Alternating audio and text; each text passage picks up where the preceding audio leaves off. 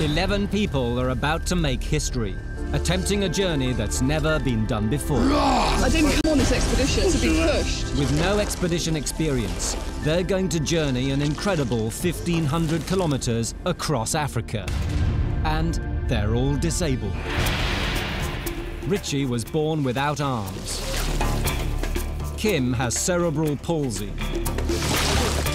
Paraplegics Heidi and Kate are in wheelchairs.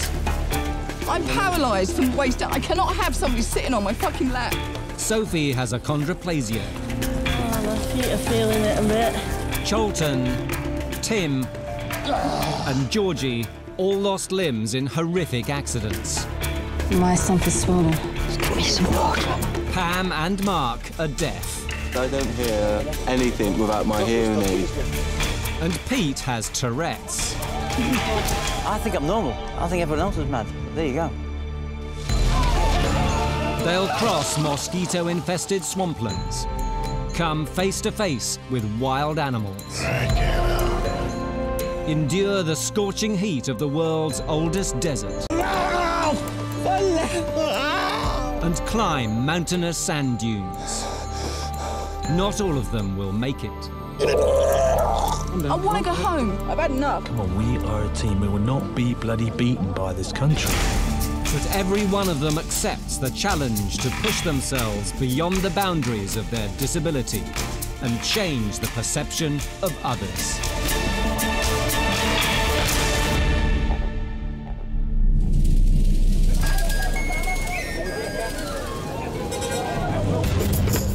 The journey starts in Livingstone, Zambia.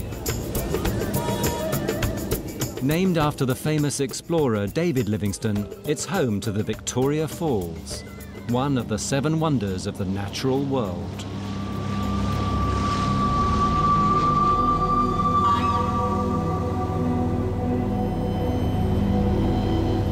The team are all volunteers. None of them know each other. Their mission is simply to do what defeated Livingstone: cross Africa.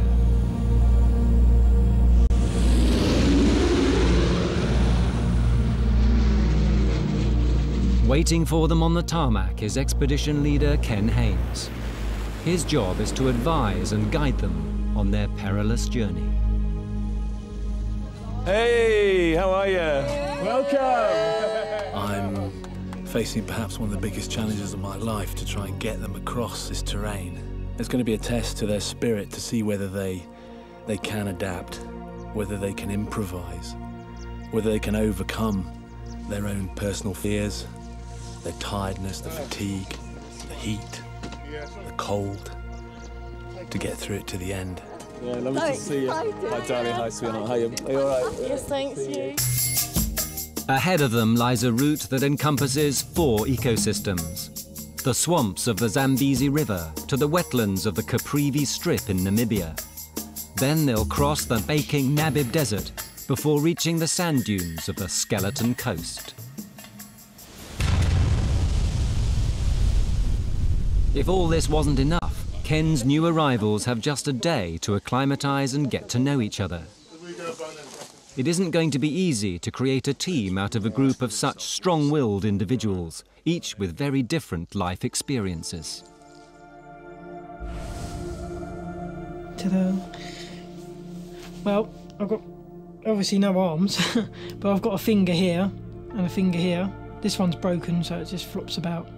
I've got quite a nice chest, as you can see, but there's no reason for it. It's just luck. No one knows what it is. Richie was born with a mysterious syndrome that defies medical explanation.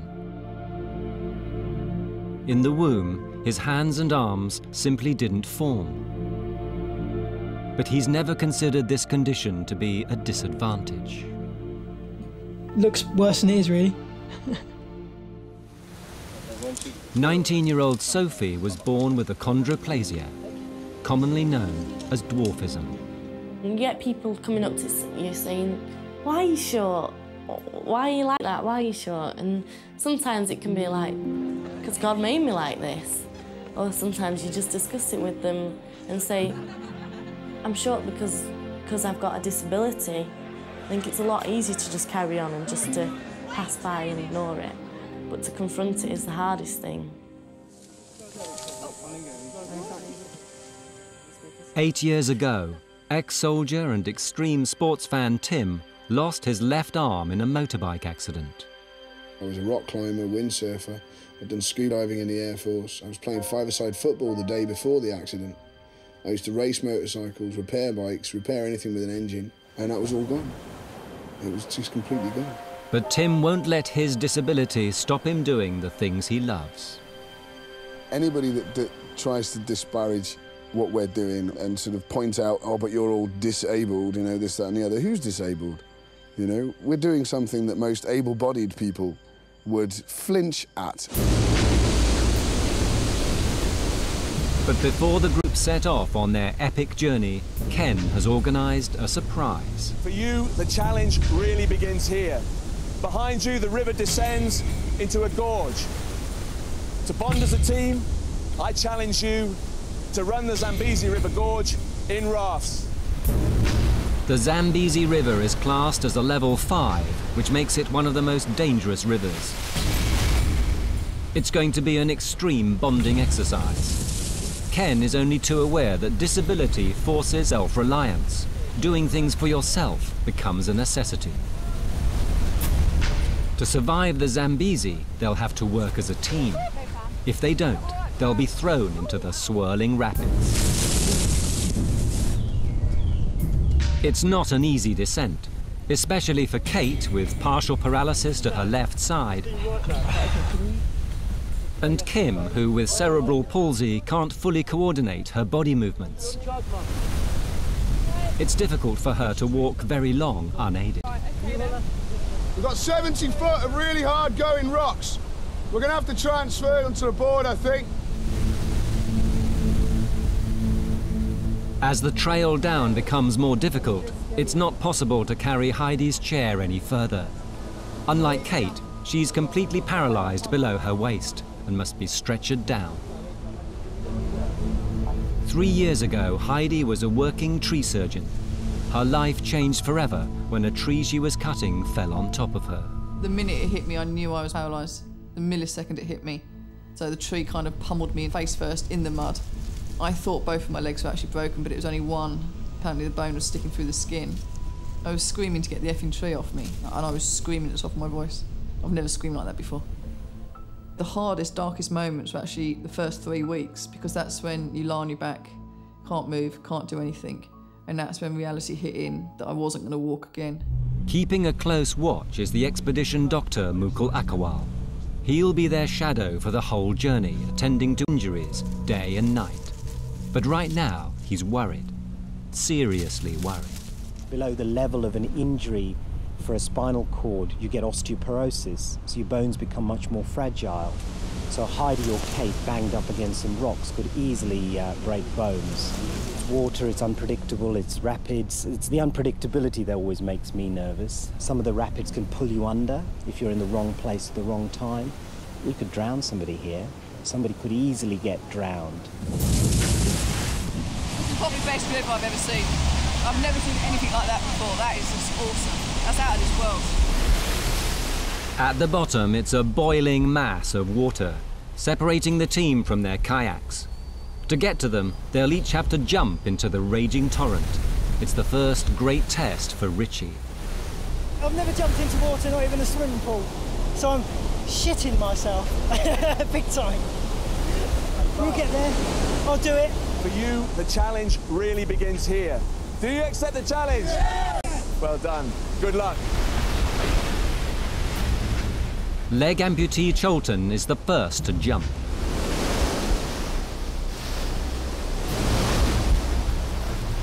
The waiting kayaks must catch him before he's swept downriver. There's no margin for error. Sophie follows. Then Georgie, minus her left leg. And Heidi, carefully lowered.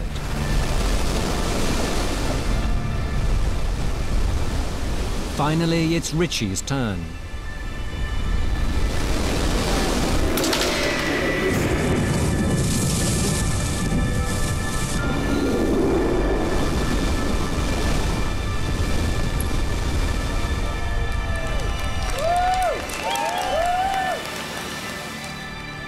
The team have been divided into 2 rafts. One for the more seriously physically disabled, including Heidi, Kate and Richie, and one for the rest. But it's an academic division. Ahead in the dark canyon are the rapids.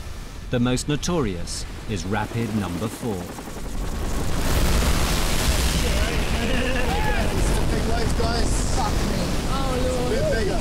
Richie's raft is first to try the run. Come on! Whoa, look at that! Come on!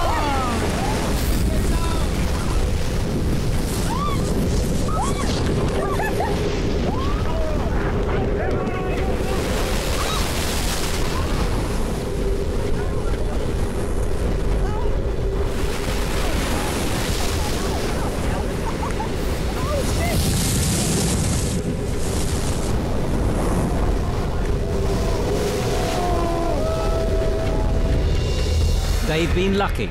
They're through the worst part, but only just. That's enough now. Tim and Sophie's raft is next. They'll need to take exactly the same route to avoid disaster. Get down! Get down!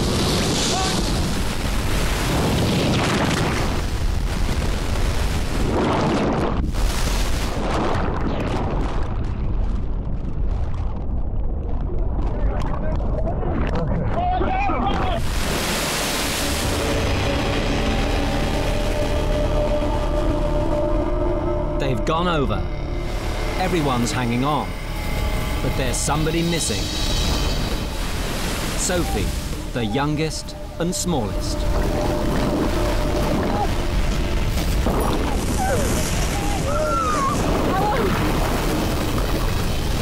She's being inexorably swept into the teeth of the next rapid.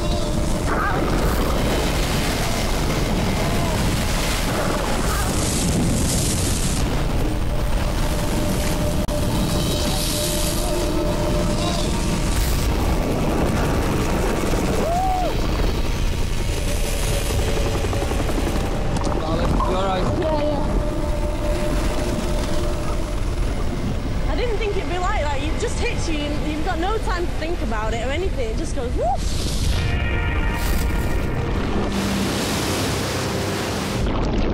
All happened so quickly. Suddenly we were underwater and there was Sophie floating past and I tried to catch her hand. At one point someone was holding on to me and I was like, ah! But the actual experience of flipping over and actually being in the water and seeing the strength, the pounding of the water against you as you went along was amazing. It's in your lungs, it's in your stomach, it's in your eyes, it's in your nose. It's all over you. You can bend, most of the time you're in it. It's just liquid, simple as that. Bring on the next 19. There's another 7 miles of canyon and 19 rapids to go, testing the team's strength to the limit.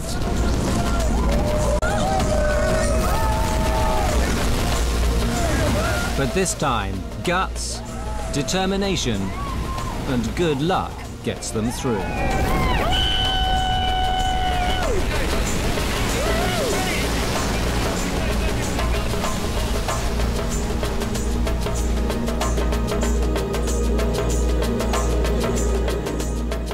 After a 10-hour baptism of terror and exhilaration, they finish with a 700-foot climb to the top of the gorge. And I just lay here like Lady Muck. Their extreme experience has left them all shattered and shaken to the core. We had a few hairy moments that we weren't expecting there, and I don't think it's helped my fear of water at all. I think it's made it worse. I'm not really into post-death experiences. It's all good. I'm alive. It's all right. My father's prayers are working. I am knackered. Swimming was good. The walk, I'm not so sure about. Just give me some water. Give me a fucking cigarette. Yeah, they've bonded as a family now, not as a team. That's different, but they're beginning to like each other. Some are beginning to dislike each other, and they've got to sort out their relationships before they can move on and finish this trip. Okay. Yes, thank you. The rapids have claimed the team's first casualty. An oar has smashed one of Tim's teeth out. It's broken up. Is it sore? No. And this is all artificial, it's not your own tooth? No. So if we've got some kind of glue... Okay. Just to hold it in while I'm smiling for pictures, I might have it. No, it gives you tough good luck. Really, I don't think so. I look like Billy Joe Jimbo.